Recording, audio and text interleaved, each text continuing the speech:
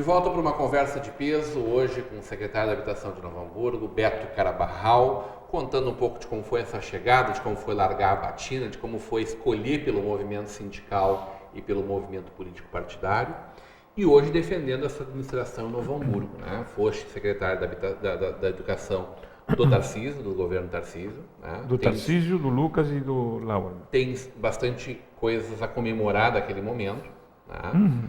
E quero que tu fale um pouco delas, mas é imprescindível a gente falar desse momento que tu viveu esse ano, no começo do ano, que foi um movimento complicado de a gente compreender aqui, Beto, e é isso que eu preciso te dizer. Novo Hamburgo ofereceu o maior aumento para o seu funcionalismo público entre todas as prefeituras da região e talvez do estado. E aí explode uma greve que não tem fim com toda essa proposta, o Novo Hamburgo teve aumento zero, e uma discussão deflagrada, sem fim, e Novo Hamburgo não consegue equalizar isso e resolver isso assim. E aí o principal nome desse momento passa a ser tu. O nome que aparece lá é o Beto. Como é que foi para ti viver esses dias contra tudo que tu acredita, na verdade? Né? Olha, para mim foi muito, muito difícil. Né? Eu tenho aqui entre nós, eu tenho uma sensação de que por hoje eu não deveria ter saído. Mas as circunstâncias fizeram com que eu optasse, porque o Lauermann, o prefeito, ele foi sempre solidário comigo. E ele se manifestou publicamente pela minha não saída. Mas há momentos em que as pessoas têm que entender. Tu preferiu terminar com conflito? Na verdade, eu não iria sair nunca antes da greve, porque para mim a greve era um desfecho que tinha que se dar no processo como aconteceu. Entendi. Eu acho que demorou demais. Mas, bom, agora... Essa greve é simbólica demais do que simplesmente... Não. Para mim essa é uma greve política que teve vários componentes, vários atores, inclusive de vários, na minha opinião, de vários segmentos da política, porque primeiro assim é uma greve muito profissionalizada, né? Uma greve onde até o sindicato ele chegava e demarcava o espaço do estacionamento para ficar na Praça do Imigrante. É uma greve que os primeiros dias de greve de madrugada eles lacraram as escolas. Isso não é professor que faz. Evidentemente que não foram as professoras do sindicato que fizeram isso. Por que digo isso? Porque isso requer uma rapidez para 86 escolas na cidade fazer isso na madrugada, em tudo que é canto. E significa que há um alto grau de uma alta articulação. De articulação e de profissionalização. As charges que eles publicaram e todo o material de som, de música, e que colocaram eu como principal alvo, é evidente que o prefeito também, como último, como alvo primeiro, mas digamos, atingiram a minha pessoa. Essa primeira charge, onde inclusive confundiram as bolas, né? Porque me identificaram com uma coruja, né? E onde eu estou em cima de uma professora com um chicote, com um látigo, em cima de uma professora que está debruçada. Eu quero dizer que, para além de ser de mau gosto, é uma charge pornográfica, inclusive, na minha opinião. Né? O calcada ou inspirada, né, de extremo mau gosto, e de fato eu não fui isso. Né? Hoje, eu vou te dizer, eu estou voltando para as escolas, a convite de algumas, na amizade com outras, e eu vou te dizer, a minha relação com as escolas melhorou. Melhorou porque, eu diria assim, quando eles me chamam, a principal crítica, e que é histórica inclusive, de que eu sou um cara que faz assédio moral, isso não é verdade. Não tem um processo administrativo contra mim. Não tem, e eu sou o secretário mais longevo da história de Novo Hamburgo. Provavelmente o professor Sarley e eu tenho 6 anos e meio, passei pela administração do Tarcísio, a administração interina do Lucas e grande parte da administração do Lauermann. Eu nunca assediei ninguém. Não. Pode caracterizar juridicamente que tu te abusar do poder para cima da perseguição constante de alguém.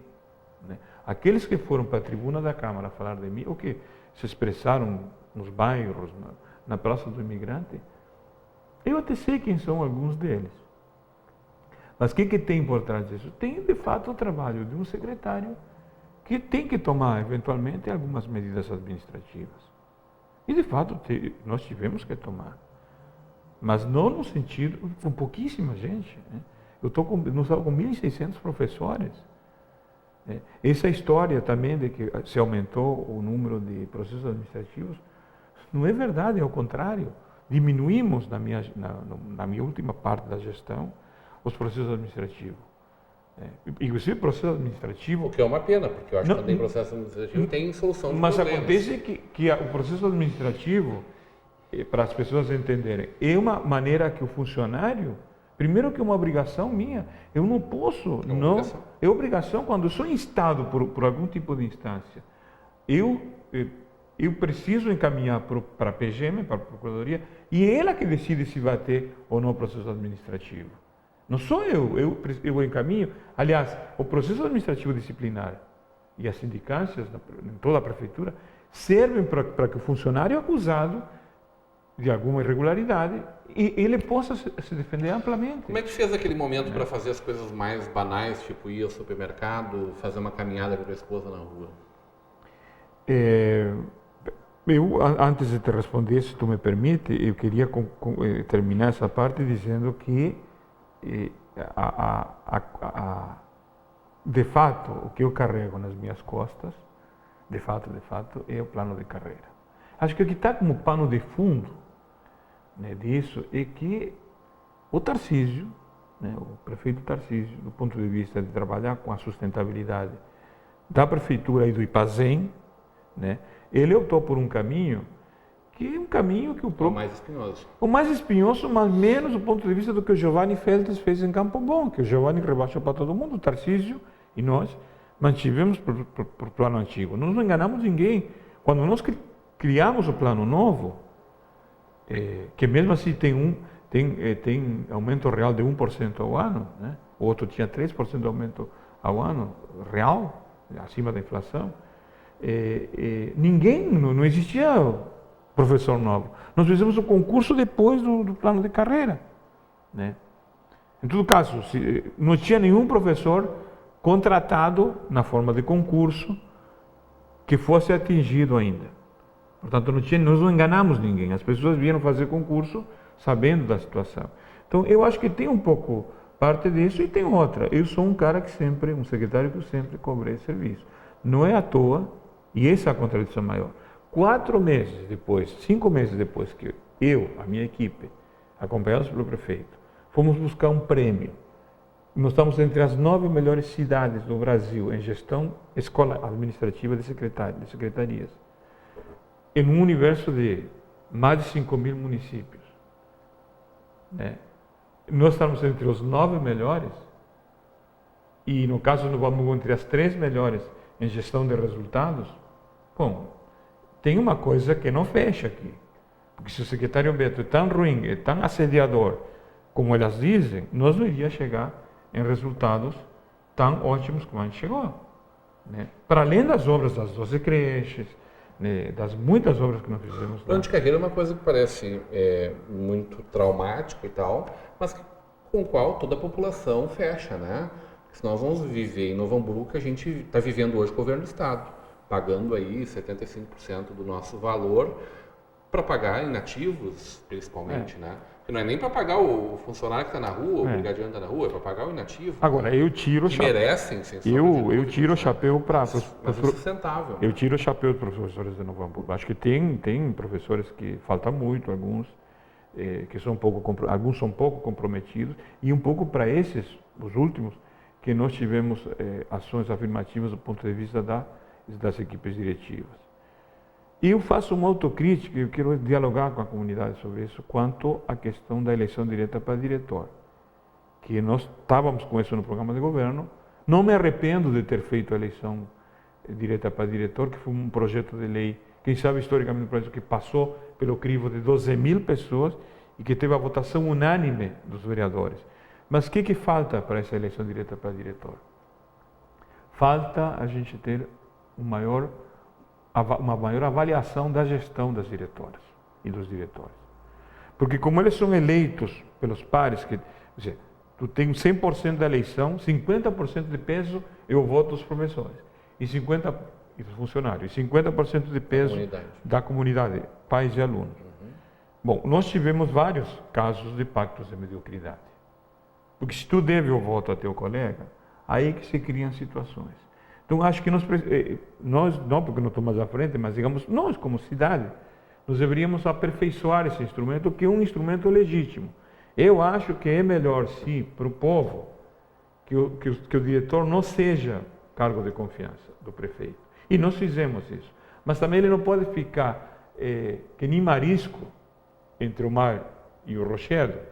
E ele tem que ter um processo de avaliação e de instrumentos onde ele possa ser uma gestão mais republicana, né? Mas que sejam instrumentos republicanos. Que seja republicano. E para mim a república se consolida.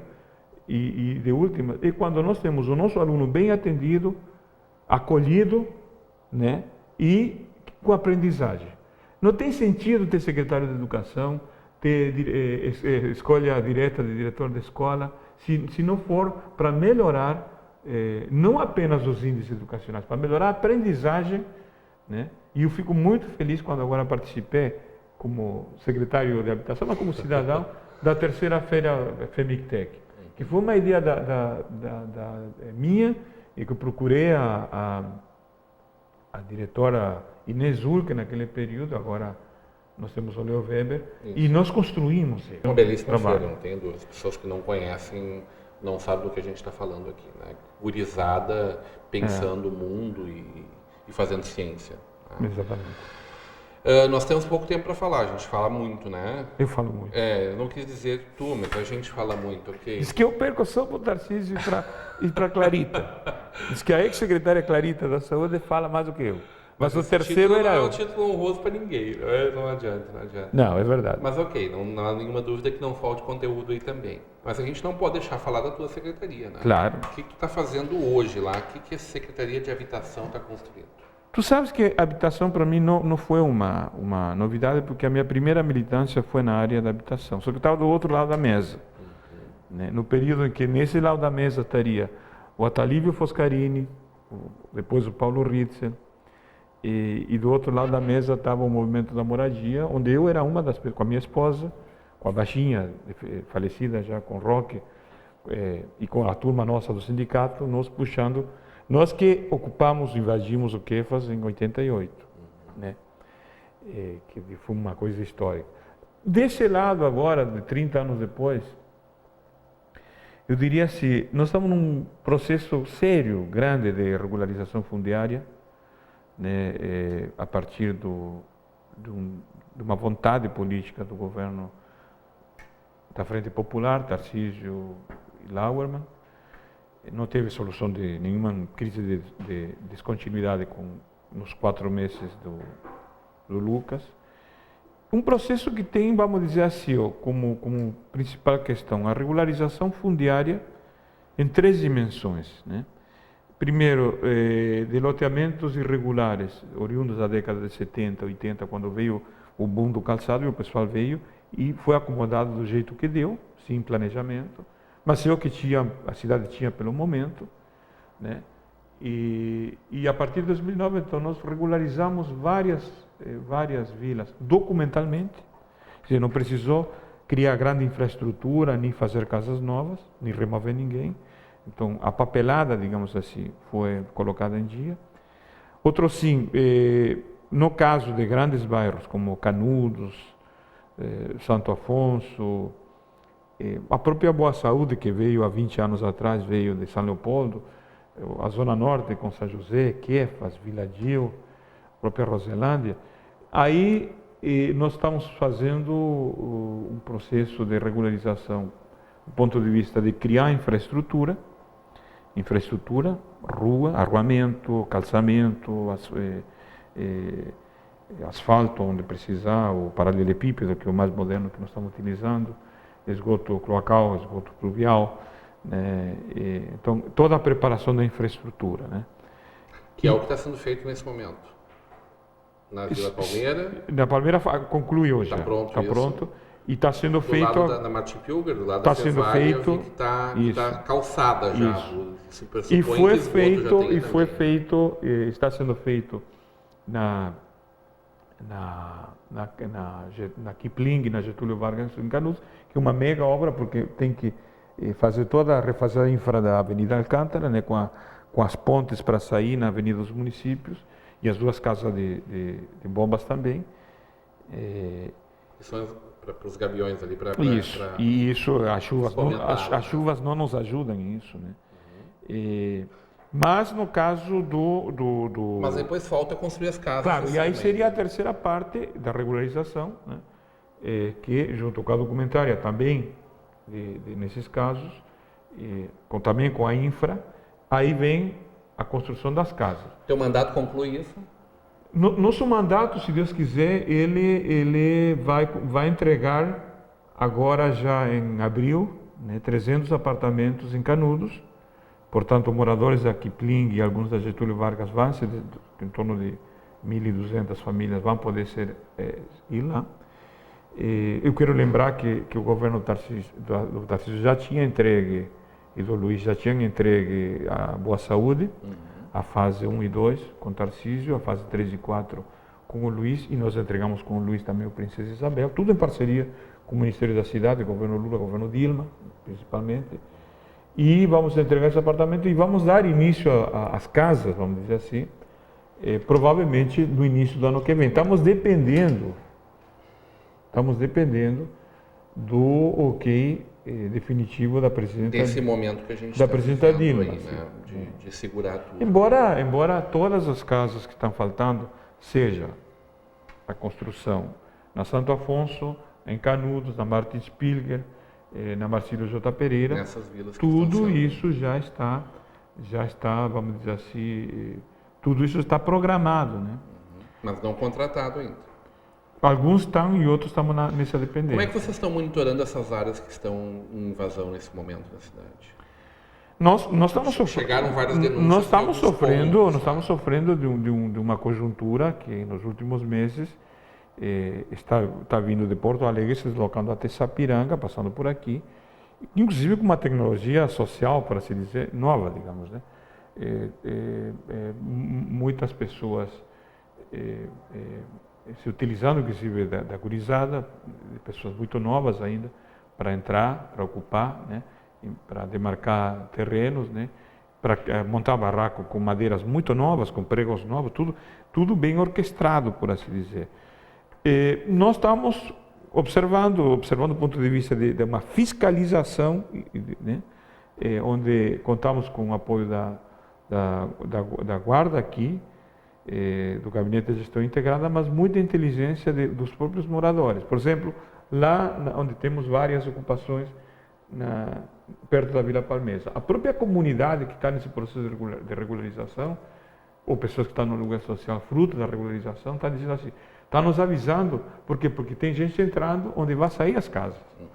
Então, há toda uma inteligência, né, onde a gente está demolindo imediatamente onde pode, mas onde não é essa possibilidade, imediatamente nós entramos com um processo de reintegração de posse na Justiça. Está sendo feito isso, então? Está sendo feito nas 12 invasões. Secretário, nosso tempo já era faz tempo. E a Justiça está respondendo. Depois nosso amigo Alejandro Malo vai ficar bravo conosco, comigo principalmente aqui. Grande prazer poder conversar contigo. Obrigado por conversar conosco de uma forma inédita e de peito aberto. Obrigado pela oportunidade. Um grande abraço para a nossa querida comunidade aqui de Novo Hamburgo e região, e de outras cidades, aonde nós vamos, e de outras cidades desse Brasil onde você chega. Muito obrigado. Hoje, numa conversa de peso com o secretário de Habitação de Novo Hamburgo, Beto Carabarral. Continue agora com a programação da nossa Vale TV e da nossa rede Comunidade de televisão.